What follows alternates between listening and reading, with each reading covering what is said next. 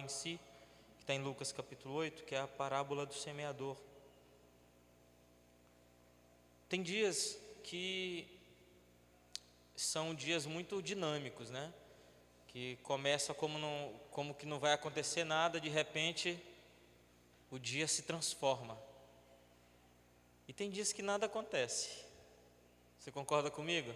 Tem dia que não acontece nada, que você acorda de manhã e aquele dia ele vai ser igual o dia inteiro, não tem novidade, não vai acontecer um desastre, um milagre, nada. Os dias de Jesus geralmente eram dias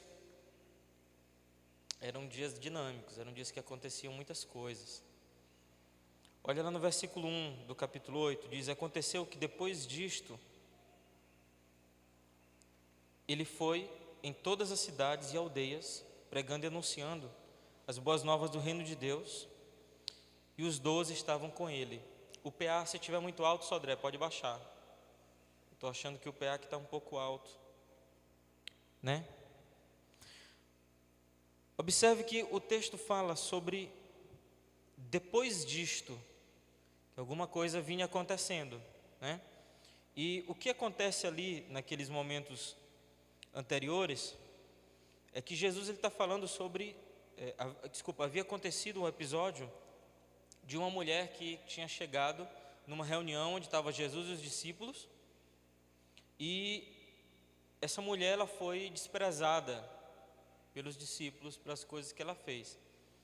Ela lavou os pés de Jesus com seus cabelos, ela ungiu os pés de Jesus, ela molhou os pés, lavou os pés de Jesus com suas lágrimas, enxugou com seus cabelos, ela ungiu os pés de Jesus e ela beijou Jesus desde a hora que ele chegou, desde quando ela o encontrou. Os discípulos desprezaram, Pedro particularmente, o texto antes do capítulo 8 vai falar sobre isso, e Jesus repreende Pedro nesses 3 pontos que eu falei para você agora. E diz que logo depois daquilo, ora, isso já era algo muito dinâmico, já era algo especial. Jesus chega numa reunião e uma mulher faz aquilo tudo. Já imaginou Jesus chegar num lugar e uma mulher simplesmente chorar aos pés dele, enxugar com os cabelos? Já era suficiente. Aí depois ela unge o pé de Jesus, ela passa a reunião toda beijando os pés dele. Então aconteceram coisas já que eram incomuns. Em seguida, no versículo 1 do capítulo 8, que é o que a gente começou a ler, diz que depois desse acontecimento, foi Jesus para as aldeias pregando e anunciando as boas novas do reino de Deus, e os 12 estavam com ele. Então a gente observa que há uma coisa muito importante, dois aspectos muito importantes nesse primeiro versículo que a gente leu.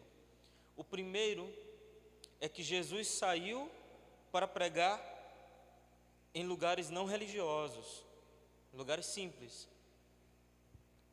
à beira do caminho, à beira dos lagos, fora das sinagogas, como nós estamos lendo aqui, anunciando nas aldeias, e os 12 estavam com ele. No verso 2, diz: certas mulheres que haviam sido curadas de espíritos malignos e de enfermidades. Aí 2 pontos. Qual o nome da primeira? Maria de Magdala, né? Maria Madalena, da qual saíram 7 demônios, certo? E a outra mulher, Joana, esposa de, a minha versão diz esposa de Cusa. A palavra original é Cusa com CH, tipo Chusa, mas pronunciado como Cusa. Mordomo de Herodes, e Susana e muitas outras que serviram com os seus bens. Essa palavra mordomo é epítrope. Epítrope eram homens, obrigado. Os epítropes eram homens nomeados pelo Senado para assessorarem pessoas importantes, tipo prefeitos, governadores, né? Que não existia na época, administradores de regiões que eram sob domínio romano. Então, essa mulher era como se fosse uma primeira dama da região. Algo que é interessante nesses primeiros versículos que a gente lê é que Jesus ele estava reunido ele estava andando em aldeias, na beira do lago, em caminhos comuns com os discípulos, em vales, montanhas. Jesus andava por todos os lugares, em todos os terrenos. Tinha com ele os 12, que eram homens de todas as classes, e tinha principalmente nesses dois nomes, Maria Madalena e Joana, duas coisas que acrescentavam muito a esse grupo. Uma era endemoniada e a outra era uma primeira dama. Então, o que Jesus faz conosco é mais ou menos isso, ou exatamente isso. Ele faz com que todos nós aqui numa reunião, num culto ou em alguma coisa que nós estamos fazendo, Ele faz com que todos sejam iguais, independente da posição, independente do extrato bancário, ou mesmo das enfermidades ou das libertações pelas quais passamos. Por que eu estou falando isso? Porque dois tipos de crentes são complicados de se conviver. O primeiro deles são os crentes que se acham muito porque eles têm alguma proeminência social, se acham superiores a pessoas que são mais simples. Na sociedade comum, imagina na igreja. Então a gente observa esse tipo de gente nas igrejas, querendo o tempo todo ajudar os outros, como se não tivessem problemas e não pedem ajuda nas suas áreas de deficiência.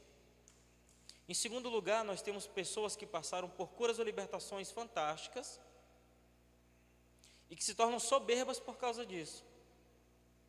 Isso é estranho, mas é real.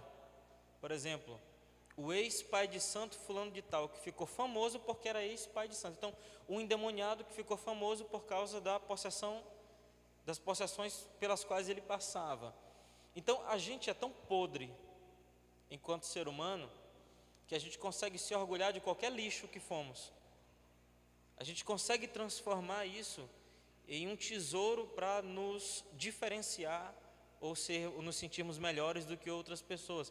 Imagina aí o cara que se sente o cara porque era digamos assim, era um cachaceiro ou um assassino, e agora ele se acha um super pregador porque ele foi um cachaceiro e um assassino. Ele não é melhor do que quem não teve nenhuma história dessas. Na igreja, ele é igual a todo mundo. Você está entendendo? Na igreja nós somos iguais a todos. Os apóstolos eram iguais a Maria Madalena, que era igual a Joana, que era igual a Susana, que se tornaram iguais a Paulo, ou que Paulo acabou se tornando igual a eles, depois da conversão.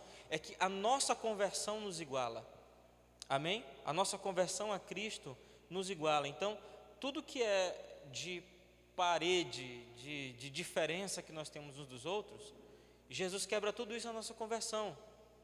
Então diga assim: eu não sou nada, amém?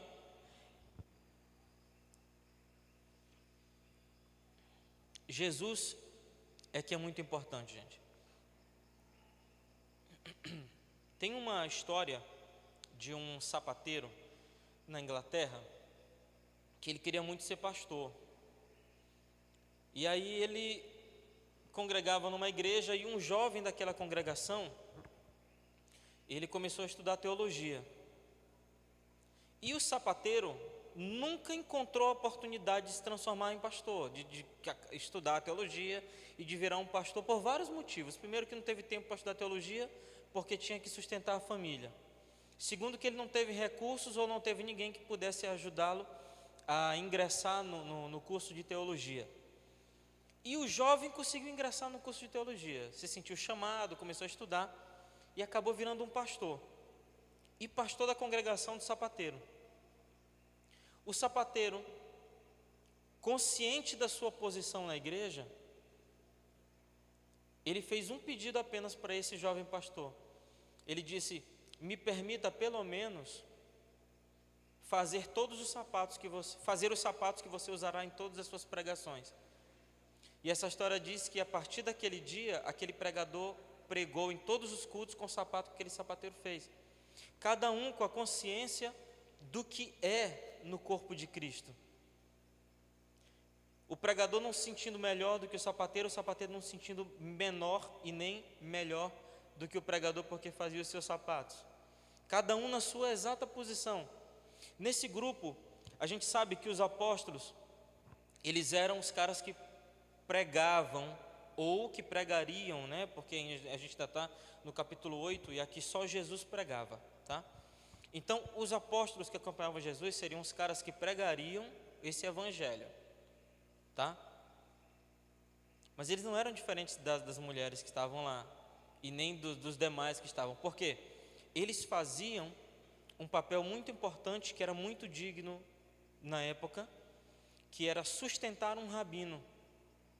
E a gente sabe, de acordo com os contextos e com as descrições bíblicas, que essas mulheres, conforme está escrito no versículo 3, elas serviam com os seus bens ao ministério. Então, enquanto Jesus fazia o trabalho dele, enquanto os apóstolos estudavam o comportamento de Jesus, observavam e aprendiam para serem apóstolos de verdade, essas mulheres sustentavam tudo o que acontecia. E Judas roubava, né? Tinha um papelzinho dele lá de endemoniado. Então, cada um dentro daquele papel, fazendo com que a igreja se tornasse igreja, fazendo com que o cristianismo fosse um cristianismo de verdade. Assim como no culto de hoje, nós temos algumas pessoas trabalhando em favor de um objetivo, seja no som, na transmissão, no telão, na pregação, servindo água, recolhendo as ofertas. Cada um nessa posição é que faz um culto. Você está compreendendo? Cada um é que faz um culto ser um culto de verdade, ou nós sermos a igreja de Jesus, cada um no seu papel. O texto continua no versículo 4 e diz: e tendo-se ajuntado, acompanhe comigo no versículo 4, tendo-se ajuntado uma grande multidão, vindo até ele de todas as cidades, ele falou por parábola. Jesus tinha duas opções aqui para pregar. A primeira opção era pregar claramente, falar claramente. A segunda opção era pregar por parábolas. Por que Jesus optava por parábolas? Eu já falei isso com vocês. Porque as parábolas, elas são muito mais profundas do que a fala direta. Porque essa maneira de falar, ela faz com que a história, ela entre na cultura de cada pessoa que está ouvindo. É muito mais profunda, é como uma música, por exemplo. Uma parábola é como uma música. Ela atinge mais profundo no consciente de quem está ouvindo do que uma palavra direta. Tipo assim, se eu te ver fazendo uma coisa errada, eu te chamo e digo assim: fulano, não faça isso. Você vai talvez não fazer aquilo que eu estou te dizendo, ou talvez vai fazer só porque há uma proibição ali. Mas se eu te der um exemplo e te contar a história de alguém que fez a mesma coisa e que sofreu por causa disso, talvez você se convença por causa da parábola, por causa do exemplo que eu te dei. Era essa a lógica da pregação por parábola de Jesus. É tanto que no final, Jesus ainda explicava a parábola, para que pudesse atingir mais profundo ainda, tanto aqueles que são contemplativos, né? A pessoa que pensa, raciocina. Se, por exemplo, o contemplativo faz assim, quando alguém diz o ditado: mente vazia é oficina do diabo. O que o contemplativo faz? Ele se imagina sentado na oficina, vendo o diabo fazer.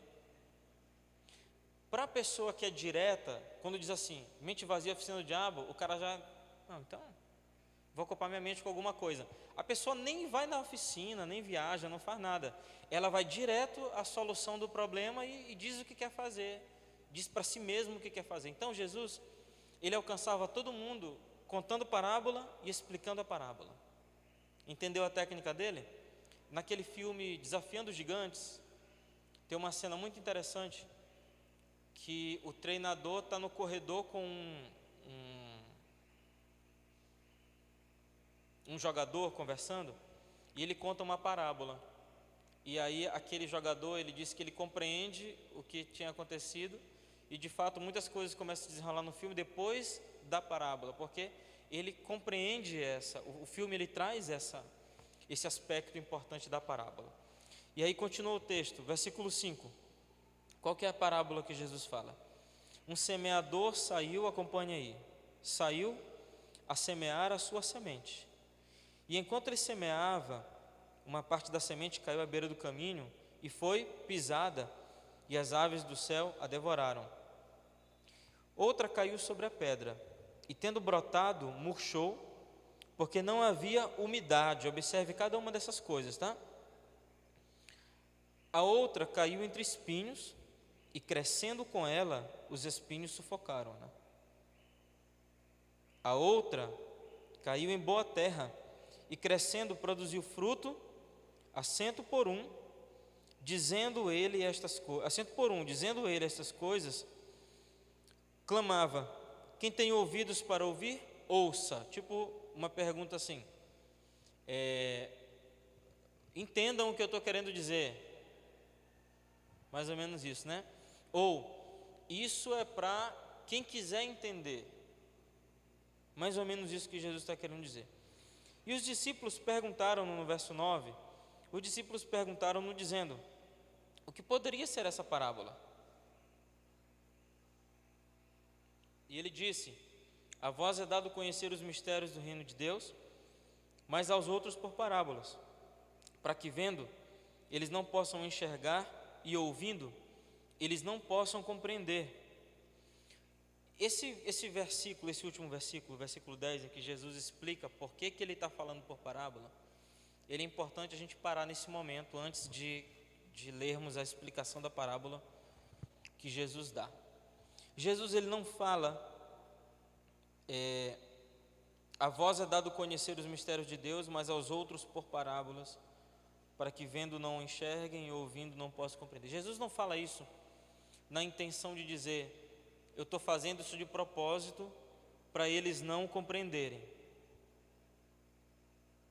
Ele não está querendo dizer isso. Abra comigo e marque esse Lucas capítulo 8 e venha lá para Mateus capítulo 13, versículo 3. Deixa marcado Lucas.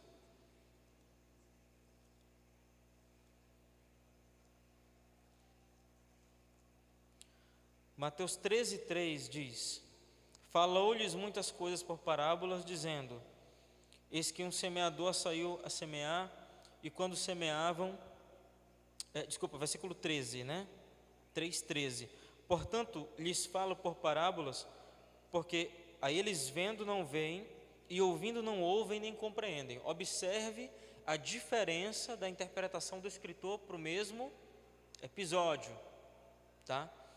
No episódio de Lucas, Lucas diz que Jesus falou, transcrito assim: para vocês é dado conhecer o reino de Deus, mas aos outros por parábola, para que vendo não enxerguem e ouvindo não compreendam. Já Mateus, falando a mesma coisa, ele diz que ele fala por parábolas, porque eles vendo não veem e ouvindo não ouvem nem compreendem. É substancialmente diferente. Mateus explica que Jesus fala por parábolas exatamente porque aqueles homens não conseguiam compreender. E esse é o cerne da explicação. Porque falar por parábolas é mais fácil de atingir do que falar diretamente. É mais profundo. Levando esse paralelo lá para Gênesis, no capítulo 2, no capítulo 3, na queda de Adão e Eva. No capítulo 2, Deus diz para eles não comerem da árvore do fruto do conhecimento do bem e do mal. Deus tinha a opção de falar uma parábola para eles, mas falou direto. Por que Deus não fala por parábola? Porque não tinha nenhum outro exemplo anterior a eles.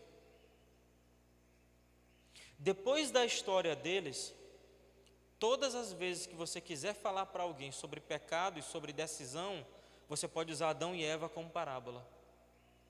Mas Adão e Eva não tiveram esse suporte ou esse mecanismo da parte de Deus, porque não havia história antes deles.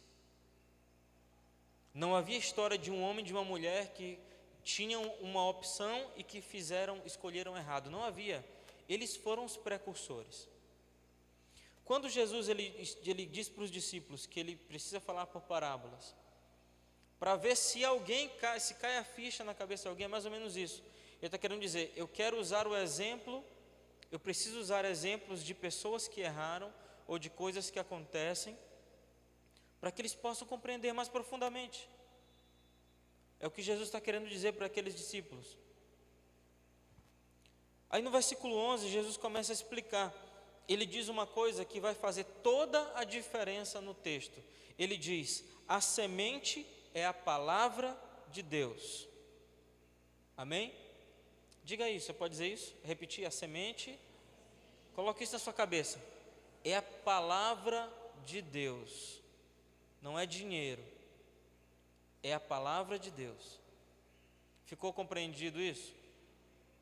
Porque quando a gente leva esse texto para dentro da teologia da prosperidade, você faz tudo errado. Por quê? Porque alguém pode pegar esse texto e dizer que quando você semeia na beira do caminho, ou entre espinhos, ou entre rochas, ou numa boa terra, dependendo de onde você semeia, você vai colher a 100 por 1. Como diz o texto aqui, se for numa boa semente. Aí isso vai fazer com que alguém procure a boa terra. Está entendendo? Vai fazer com que alguém procure a boa terra. E nós não podemos procurar a boa terra entre igrejas, ou entre ministérios de pessoas. Não, eu vou ofertar em fulano porque fulano é uma boa terra e ciclano não é. Porque eu vou ofertar na igreja tal, porque lá, ou no projeto tal, porque ali é uma boa terra e naquele outro projeto não há. A gente não pode fazer isso. Quando você faz isso, você está fazendo errado. Você está matando a sua semeadura. E outra coisa importante, é que com dinheiro, Deus não trabalha assim. Às vezes nós ofertamos tudo e não recebemos nada de volta. Porque não há troca com Deus. Você já experimentou dar dinheiro para um milionário? Você chega para um milionário, sabe o que é milionário? Milionário é o tipo de gente que vive de uma maneira que a maioria de nós não faz ideia. Você sabe o que é uma pessoa ligar para 2 amigos e dizer assim, vamos em Miami tomar o café fulano de tal, lá na avenida não sei o que. O milionário é assim. Aí a gente vai no avião de quem? Não, a gente pode ir no teu.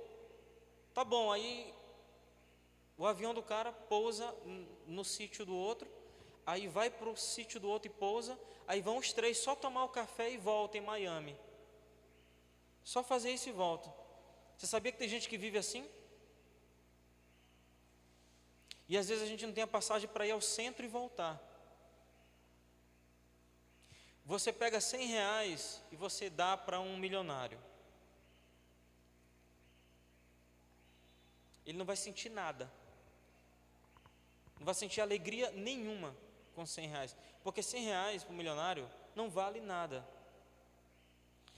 Agora imagine Deus, que é dono de tudo. Aí você dá 1.000 reais para Deus. 1.000 reais para Deus não vale nada. Está entendendo? Então não faz sentido você dizer que deu tudo, porque até o que você tem já é dele. Então você na verdade é incapaz de dar qualquer coisa para Deus. Ninguém consegue dar nada para ele. Aí você diz que deu tudo para Deus e Deus já tem tudo, incluindo aquilo que é teu. Qual sentido vai fazer em Deus te dar 2 vezes o que você deu? Nada, porque não vai fazer diferença nenhuma para Deus. Então, às vezes, nós damos tudo e não recebemos nada, e aquilo foi bom apenas para nós, porque aquilo nos fez pessoas melhores, porque nós abrimos mão e Deus está vendo isso. E a recompensa pode vir de maneira diferente. Às vezes você dá dinheiro e Deus te dá saúde, você colhe saúde. Você oferta dinheiro e você colhe uma outra coisa que não tem nada a ver com dinheiro. Pode acontecer, irmãos, isso aqui não é um banco.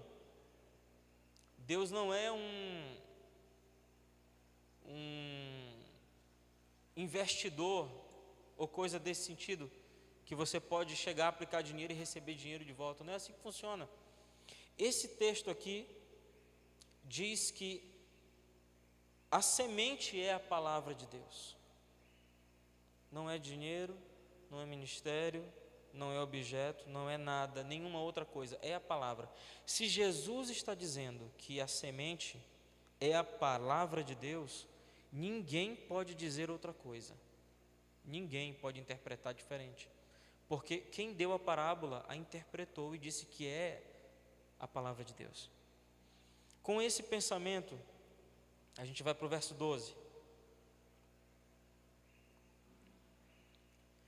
Ao que Jesus diz: os que estão à beira do caminho são os que ouvem, então vem o diabo, tira a palavra dos seus corações, para não acontecer que crendo sejam salvos. Primeiro aspecto é que esse primeiro ponto desses primeiros homens do versículo 12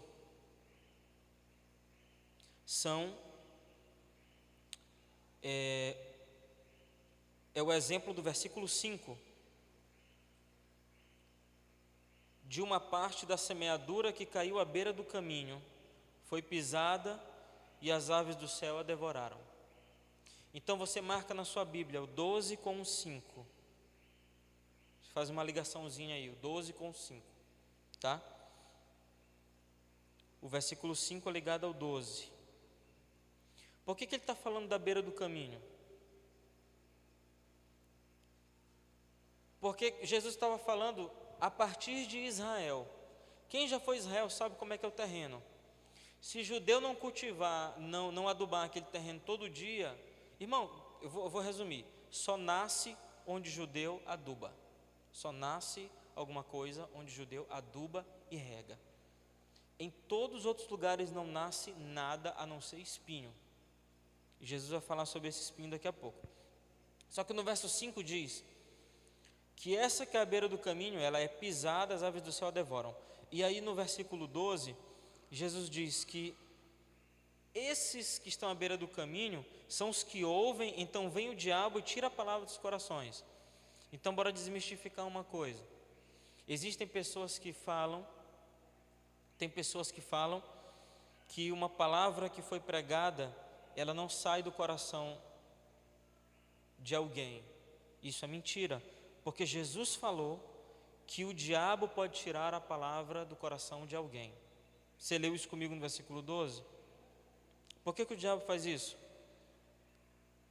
Para que as pessoas não sejam salvas. Então, essa pregação que você está ouvindo agora e que eu estou ouvindo também, essa pregação ela pode ser arrancada dos nossos corações, porque ela pode cair à beira do caminho.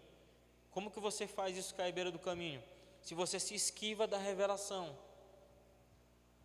se você não dá o terreno correto para aquela pregação, se você não encaixa essa palavra dentro da sua vereda, já que Jesus está falando de caminho e beira do caminho, se você não encaixa, o que é vereda? Vereda é a sua vida, é o caminho que você traça, é como você anda. Se você não encaixa a palavra que você ouve na sua vida, essa palavra cai à beira do caminho e o diabo pode arrancá-la do seu coração. Ok? E essa é a teologia de Jesus. Uma palavra pregada pode ser arrancada de alguém pelo diabo. É a teologia de Jesus, ele está dizendo isso. A gente não pode interpretar de maneira diferente. Amém? Estão entendendo? O versículo 13, você liga com o versículo 6. Marca aí. Faz a ligação do 6 lá no 13, com a tua grafite aí ou com o marcador. No versículo 6 diz: outra caiu sobre a pedra e tendo brotado, murchou porque não havia umidade. No versículo 13 diz: aqueles sobre a pedra, são os que ouvindo recebem com alegria, observe muito bem isso, ouvindo, recebem com alegria, mas não têm raiz, os quais creem por algum tempo e no tempo da tentação afastam-se. Gente, Jesus é muito evangelístico nessa palavra. Não precisa de muita coisa, não precisa de nada profundo para você acompanhar isso. Ele está falando de um solo rochoso. Não é que uma planta vai nascer sobre uma rocha, é que a planta vai nascer sobre um pouquinho de terra que tem entre as rochas. Esse pouquinho de terra não vai deixar com que as rochas não deixam com que essa terra acumule água nenhuma. E é tão raso a terra, é tão rasa, é tão pouca, que não tem como criar raiz. Jesus diz isso, que ele diz que essas sementes, né, essa palavra pregada que cai sobre esse tipo de gente, acontece assim: recebem com alegria, é o primeiro ponto, tá? Porque é muito difícil alguém vir ao culto, ouvir uma palavra e sair com raiva. É muito difícil. Geralmente as pessoas vão ao culto, ouvem a palavra e se sentem fortalecidos, alegres com a palavra. Geralmente acontece isso. A maioria das vezes acontece isso. Inclusive, às vezes quando a pessoa se sente chateado, ela se sente construído ao mesmo tempo. Eu lembro de um jovem que vem de vez em quando na nossa igreja, e ele disse: rapaz, eu vou parar de vir nessa igreja, porque toda vez que eu venho aqui nessa igreja eu saio pior. Isso é bom, né? Porque se você sai pior, é porque por causa da palavra de Deus, é porque você está fazendo uma coisa muito ruim. E a lei é apenas para quem peca. Então, se a palavra te causa dano, é porque você está pecando. Amém? Ok? Então, esse tipo de pensamento, ele é bom. É um sinal de que a palavra causou efeito, surtiu o efeito correto. Nas pregações esotéricas, nas pregações de autoajuda, nada disso acontece. Nas pregações antropocêntricas, nada disso acontece. Porque você chega no culto e sai muito melhor do que quando você entrou, apenas na sua alma. E quando vem a primeira, aí você sai alegre, como diz o texto, recebe com alegria. Porém, como não tem raiz, acompanhe comigo o versículo 13. Creio por algum tempo, e na tentação afastam-se. Olha, eu acho que a igreja está cheia de gente assim. Cheia de gente assim. Que se alegram com a pregação, por algum tempo se mantêm firmes com aquela pregação, com aquela palavra, mas precisam rapidamente do próximo culto, porque senão caem em tentação. Se passar uma semana sem vir ao culto 2 vezes, na outra semana já caiu. Se faltar um domingo, na semana seguinte já vem confessar pecado. São pessoas desse jeito.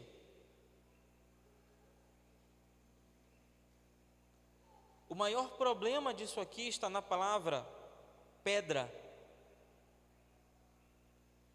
Porque enquanto Jesus, ele é a rocha da nossa salvação, uma pessoa plantada sobre uma pedra pode se enganar achando que está sobre a rocha. Por isso que sai apenas alegre, mas não cria raiz, porque não está plantada no lugar certo. E aí a gente tem um monte de gente com falsa espiritualidade, né? Falso cristianismo, se dizendo crente. E aí, meus irmãos, quando vem, como diz o versículo 13, quando vem a tentação, ele se afasta. É interessante que a palavra não diz cai, né? Diz se afasta, porque é isso que acontece. Fulano, por que você parou de vir à igreja? Nunca tem uma explicação lógica, né? A explicação é porque eu estou precisando trabalhar mais, é porque não deu mesmo, né? Tem gente que é cara de pau e diz, não é porque não deu mesmo, é porque eu trabalhei demais. A gente estava na vigília nessa semana passada, e eu estava falando com os discípulos sobre isso, né? Com os irmãos sobre isso. Nenhum homem pode dizer que não veio para a vigília, e foram as respostas que eu ouvi. Uma pessoa disse na minha cara exatamente o que eu falei para eles. Nenhum homem pode dizer que não veio para a vigília porque estava cansado do trabalho, porque todos eles trabalham. Porque todos os homens da rede trabalham. Então, o primeiro que eu abordei para cobrar, eu disse para eles assim, olha, quero que todo mundo cobre todo mundo que não veio. Vocês cobraram? Cobraram?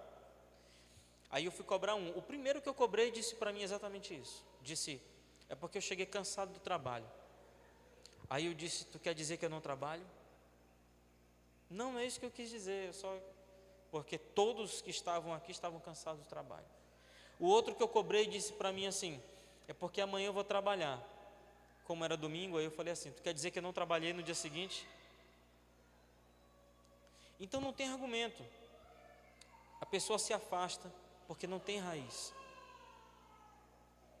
Se não tem raiz, é porque não tem responsabilidade com as coisas da casa de Deus. Meu irmão, minha irmã, se você não trabalha nessa casa, você não tem raiz. Você precisa ter raiz. A raiz te dá nutriente. A raiz diz que você está conectado a alguma coisa maior, sólida. De onde você saiu, a planta brota da terra, e a terra ela precisa estar ligada com as suas raízes. Se nós brotamos de Jesus para a nossa salvação, as nossas raízes precisam estar conectadas à igreja, que é a terra dele. Amém? Você precisa estar conectado à igreja, você precisa fazer as coisas na igreja. Você precisa fazer as coisas para o reino, você precisa fazer alguma coisa na sua congregação. Se você não faz nada, reflita sobre isso. Quando vier a tentação, você vai se afastar, porque não tem raiz. O verso 14, aqui caiu entre os espinhos, você conecta com o versículo 7. Marcou aí? No 7 diz, a outra caiu entre espinhos, crescendo com ela os espinhos, sufocaram. No verso 14, diz, aqui caiu entre os espinhos, esses são os que ouviram, e indo adiante são sufocados pelos cuidados e riquezas e deleites dessa vida, e não dão fruto com perfeição.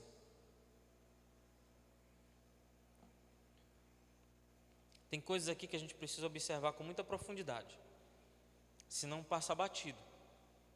Primeiro ponto do verso 14. Ouviram e foram adiante. Então isso aqui não é um grupo de pessoas que não dá ouvido à palavra. Não é um grupo de pessoas que ouve e apenas se alegra. O versículo 14 diz que é um grupo de pessoas que ouvem e vão em frente. Isso aqui é gente que já foi alguma coisa na igreja e hoje não faz mais nada.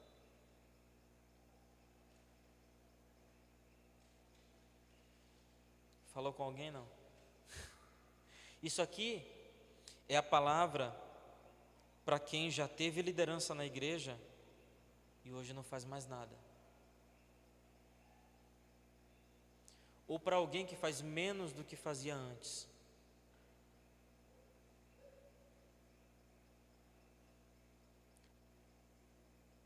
Ouviram e indo adiante são sufocados. Jesus não para por aí. Ele continua e diz, de onde vem esse sufoco? Os cuidados e riquezas e deleites dessa vida. Vamos pensar sobre cada palavra dessa. Primeiro, cuidados. Cuidado me lembra zelo. Zelo me lembra um versículo. O zelo da tua casa me consome. Quando eu leio essa palavra cuidado, eu me lembro de pessoas eu penso em pessoas que fazem as coisas na igreja para, como a gente diz no Maranhão, para se aparecer. Faz as coisas na igreja pelo zelo em si mesma ou em si mesmos. Fazem para mostrar que são bons líderes, e se tiver um insucesso, ou vamos chamar de fracasso, né? Se tiver um fracasso, desiste.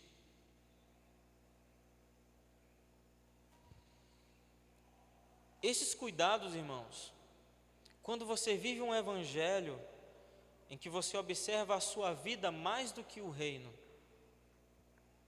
em que você observa os seus resultados e você corre pelos seus resultados, mais do que os resultados da igreja em si,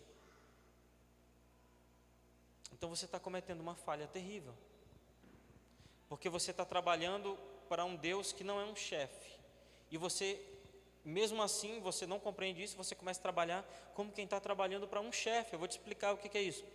Quando eu trabalhava no banco, em um banco, tinha uma bolsista, ou era contratada do banco, e tinha um grupo de gente que eram contratados, inclusive eu era um dos contratados do banco, e cada contratado tinha um trabalho específico, e tinha uma que não fazia nada. Sabe como minha esposa fala, não dava um prego na barra de sabão, não fazia nada, mas ela tinha um trabalho muito importante. Ela era marqueteira de si mesma. Toda vez que o grupo lograva êxito em alguma tarefa, ela ia primeiro no chefe e contava como se ela fosse a responsável pelo sucesso do grupo. Qualquer coisa que ela fizesse, por menor que fosse, ela embalava a notícia num papel de presente lindo, com um belo laço, e levava para o chefe. O chefe achava que só ela trabalhava, que só ela fazia as coisas, que ela era melhor do que todo mundo, quando na verdade ela não fazia nada. Ela era apenas marqueteira de si mesma. O resultado é que as pessoas que trabalhavam de verdade ao redor dela foram sendo demitidos e substituídos, e ela continuava, porque era aquele famoso puxa-saco, que não faz nada e ainda mente que fez. E chefe sem discernimento acaba acreditando que é daquela forma que acontece. Eu me lembro, quando eu vejo a palavra cuidados nesse texto, eu me lembro disso. Uma pessoa que está preocupada com o seu marketing, e que quando algo pesado acontece no ministério ou naquele trabalho que essa pessoa está organizando, ele se sente fracassado e desiste, porque ninguém quis ajudá-lo no trabalho, e por causa disso ele não foi capaz de continuar ou de administrar. Segunda palavra importante: riquezas e deleites. Segunda e terceira palavras: riqueza e deleite. O que é isso? São as coisas que você faz e você só pensa em obter lucro disso. Pode ser teu trabalho, pode ser do ministério, pode ser em várias áreas. Mas o texto diz que esse tipo de gente não dá fruto com perfeição. Observe isso. Não dar fruto com perfeição não é não dar fruto. Você está entendendo? Não dar fruto com perfeição é dar fruto, mas o fruto não é bom. Amém? Esse tipo de gente, ela tem essa característica pelo seguinte: ele cresce junto com espinhos, e espinhos crescem também, e espinhos são plantas assim como eles. Um espinheiro não é uma planta diferente, não é de um reino diferente. Não é, por exemplo, um cachorro que nasceu do lado de uma planta. não é um besouro que nasceu do lado de uma planta. Não, são duas plantas. Uma foi semeada e o espinho não foi semeado, eles nascem juntos. Você lembra da parábola do espinheiro que mandou sobre as outras árvores? Irmãos, o que acontece com o espinheiro é muito simples. Ele é super adaptável a terrenos ruins. E nós crentes não somos.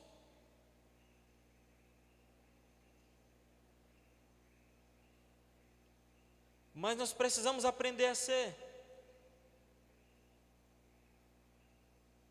Jesus ensinando para os seus discípulos, ele disse certa vez que aqueles discípulos, eles precisavam ser tão astutos quanto as serpentes.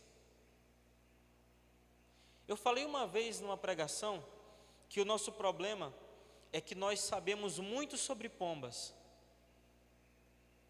Nós sabemos muito sobre humildade. Nós sabemos muito sobre ser simples. Mas nós não sabemos nada sobre como mudar o mundo. Nós não conhecemos o nosso inimigo. Nós não nos especializamos nos nossos inimigos, porque preferimos falar de anjos do que de demônios. Preferimos pregar sobre o céu do que sobre o inferno.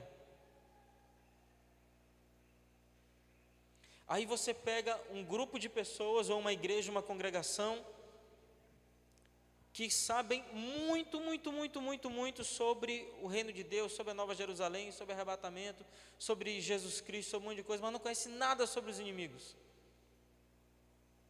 E a principal tarefa de qualquer líder de exército, de qualquer exército na verdade, é conhecer bem o território do inimigo e as possíveis ações do inimigo. Senão você não vai saber como se defender e nem como atacar.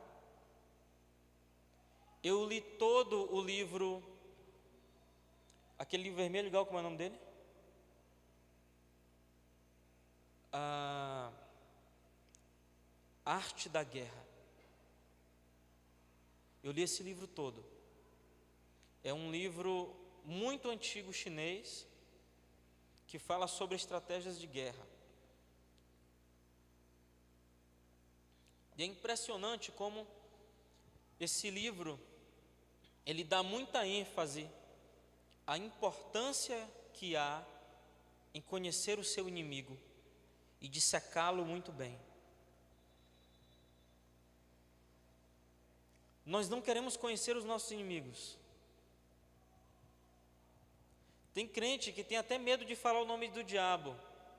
Tem um conhecido nosso que ele nem diz o nome do diabo, ele diz uns e outros. Ele vai dizer assim: rapaz, ontem uns e outros fez um negócio comigo. Tem medo de falar o nome do diabo, né? Tem medo de falar Satanás, o adversário. Bota apelido no capiroto, né? Para não dizer o nome dele, porque tem medo dele vir. Não, irmão. A gente precisa conhecer muito bem o território do inimigo para a gente atacar no lugar certo, na hora certa, fazer da maneira correta.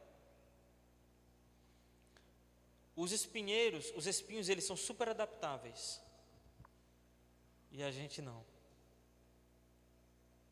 É por isso que os comunistas, eles têm hoje quase que como principal apelo deles a ajuda aos pobres. E na verdade a gente sabe que a igreja faz muito mais do que os comunistas. A igreja ajuda muito mais aos pobres do que os comunistas. A igreja se importa muito mais com os drogados do que os comunistas.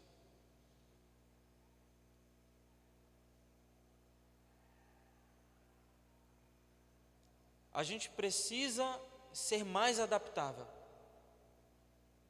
ou nós vamos continuar perdendo o nosso território. Ou a igreja sai daquilo que é apenas congregação e vai atuar em outras áreas na cidade, ou irmãos, a gente não vai conseguir apressar a volta de Jesus de maneira alguma, porque a gente não está fazendo nosso trabalho, não somos adaptáveis. E o espinheiro vai continuar crescendo, vai continuar dominando, e nós vamos continuar na mesmice como igreja, fazendo nada às vezes. Por fim, no versículo 15, que você deve comparar ao 8, fala da boa terra. Mas a da boa terra, ou seja, a semente da boa terra, são os que, tendo ouvido a palavra de coração sincero e bom, ok? Isso é importante, por isso Jesus começa assim: sinceridade e bondade. Diga sinceridade e bondade.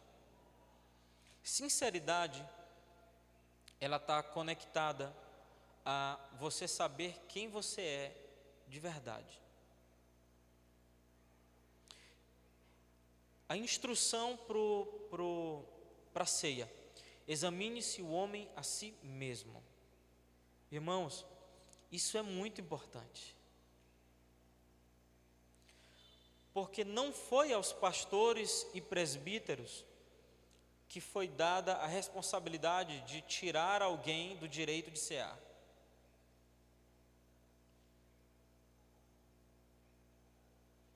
Não foi a pastores e presbíteros, não foi para bispo, não foi para líder, foi para quem? Para cada um.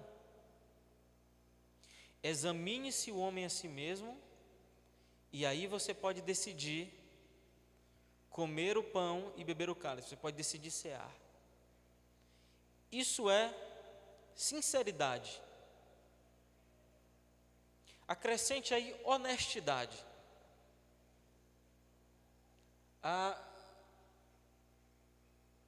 De sinceridade ali também, né? Bom coração e com sinceridade. No texto de, ali é João Ferreira, né? Não, é King James. É a outra King James, Sociedade Bíblica. Essa aqui é da BV. Sinceridade.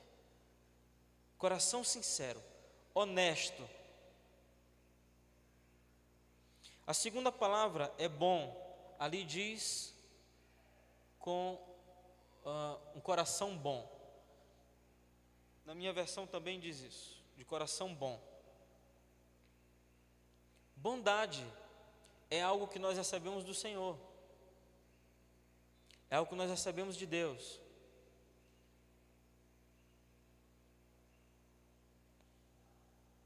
A palavra seguinte é guardar.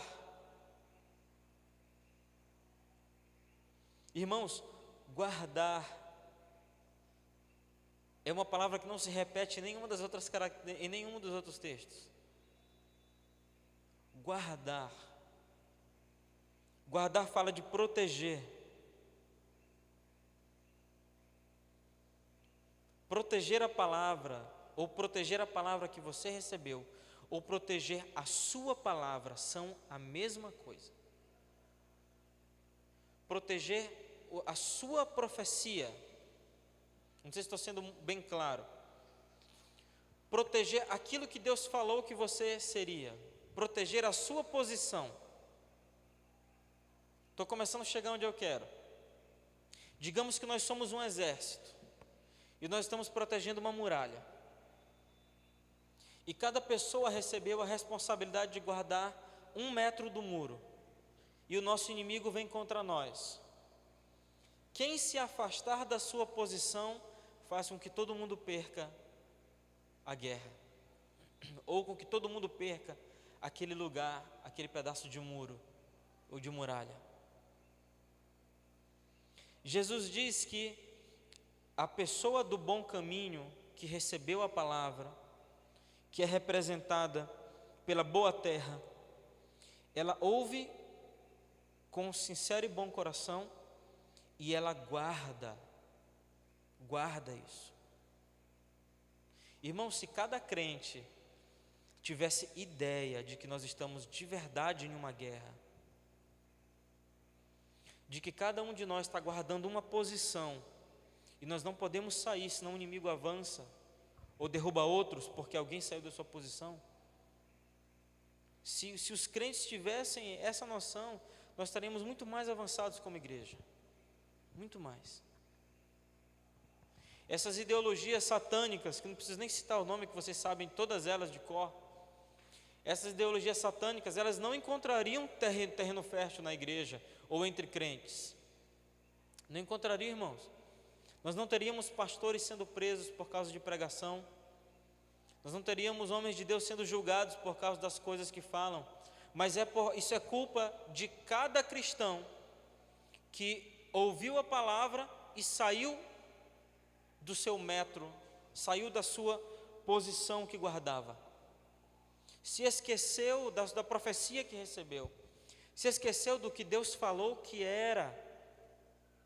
Deus já falou para você quem você é, já falou, não já falou?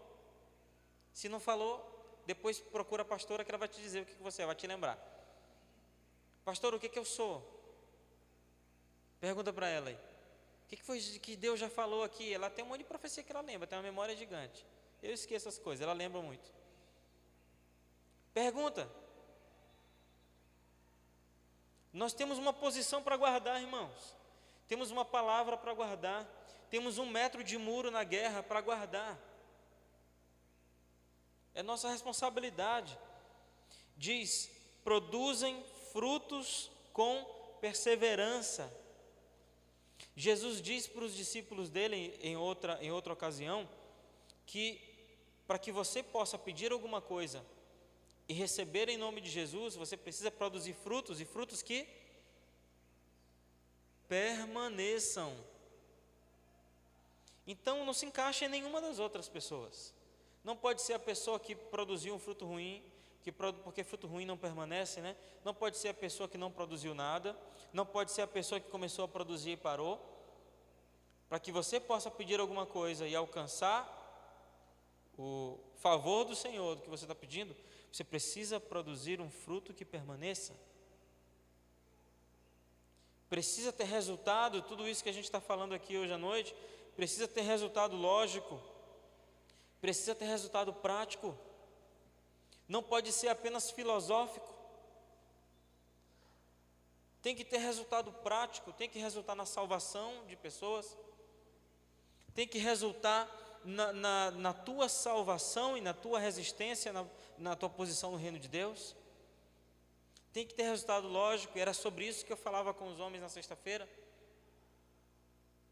Eu disse para eles, essa rede, a rede azul, a rede de homens, os nossos cultos, nós precisamos produzir frutos. A igreja é orgânica, ok. A igreja cresce sozinha sem nós. Cresce, porque Jesus salva. O Espírito Santo convence do pecado, da justiça e do juízo. Mas nós fomos salvos para evangelizar. Nós não fomos salvos para fugir do inferno. Porque tem gente que pensa, né? Não, eu fui salvo, obrigado, eu fui salvo, eu ia arder no inferno. Mas eu fui salvo, obrigado, o Senhor me salvou, aleluia. Obrigado, Jesus me salvou, eu ia morrer. Não, Jesus, gente, não é isso não. Você foi salvo, é porque você é filhinho de papai, né? Tem gente que prega assim, é porque Jesus me ama, eu sou filho de papai. Jesus gosta muito de mim, Ele gosta tanto de mim que Ele me salvou. Gente, para com essa besteira. Jesus te salvou para você salvar outras pessoas. Você é um adulto, você é um maduro na fé. Você foi salvo para arrancar pessoas do inferno. E a igreja vai crescer se você fizer o seu papel. Eu tenho certeza que o Senhor, Ele semeou a semente dEle em boa terra, nas nossas vidas. Nós somos essa boa terra, amém? Então precisamos produzir frutos. Frutos permanentes. Frutos que permanecem. Precisamos fazer isso, irmãos. Sabe o vizinho que não está do seu lado hoje? Esse cara precisa vir para a igreja. Ela precisa vir para a igreja. Ela precisa congregar, ela precisa de esperança. Agora, irmãos, tem muita gente que está sem esperança nenhuma. Tem gente que está assistindo o culto online desde o ano passado, desde março, que a igreja não reúne porque o pastor é covarde e está com medo de reunir a igreja. O pastor está morrendo de medo do lockdown, morrendo de medo do governador, está se melando todinho por causa do prefeito.